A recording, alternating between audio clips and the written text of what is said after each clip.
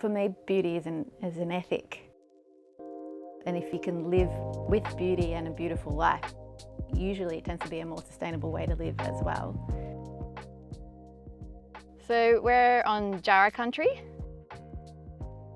I'm an artist and a designer, and I love painting landscape paintings. I'm really enjoying the different seasons out here and noticing the changes in the seasons. Living in the tiny home brings you closer to those observations and noticing what's going on outside your window.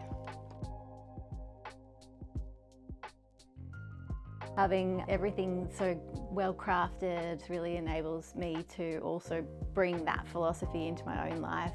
In my work when I do design or in art, that I'm also paying attention to the details and thinking about how to make things more beautiful.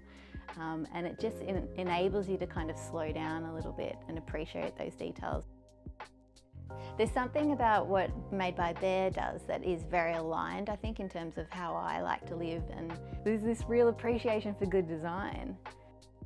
It's a really tight system. Everything has to work really well. Like even when you're in the tiny and you're living in here, I'm more aware of how I live, how I move about the space, how I use the space. Working with Made by Bear has been fantastic. The team are a delight to work with and made it really easy for me to understand the choices that were available.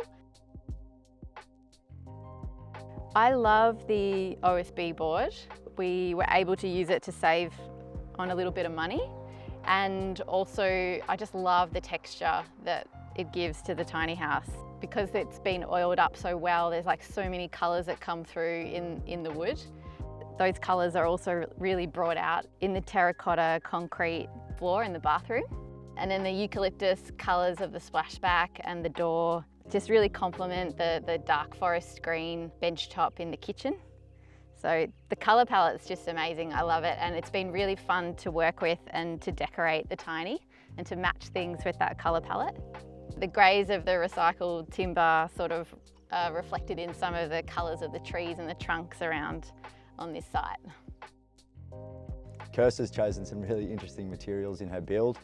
Reclaimed fence palings on the back, which otherwise would have gone to landfill or a bonfire. Within the tiny, we've got spotted gum timber reveals. So we've pulled that out of an old demolition site on the south coast of New South Wales. That's stuff that otherwise would have gone to landfill. Pulled that out, taken to the shed, denailed it, treated it, and then used it again in our builds. I love the idea of living in a small and simple way and also off-grid. The whole system is self-sufficient. So I've got a solar system, I've got LPG gas that runs the hot water, and the solar system's really great. I've got a 2.4 kilowatt system, and that helps me to heat in the winter, and in the summertime I can run the split system and I stay cool that way.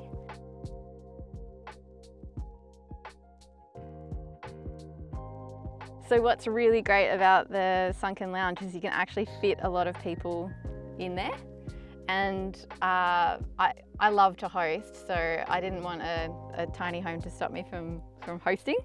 And yeah, I think I fit about 10 people sitting there all crammed one planting day that we had. And it's great, it's really comfortable, you know, you can look outside together, you can share a meal together. It's such a great space.